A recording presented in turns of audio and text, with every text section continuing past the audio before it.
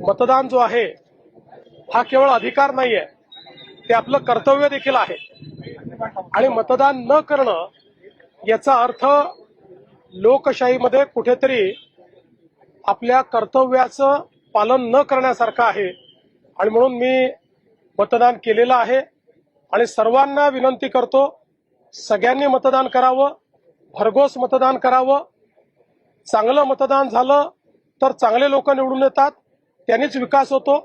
चांगली शहरं तयार करायची असतील तर महाराष्ट्रातल्या 29ही महानगरपालिकेतील सर्व जनतेला मी आव्हान करतो, मोठ्या प्रमाणात मतदान करा.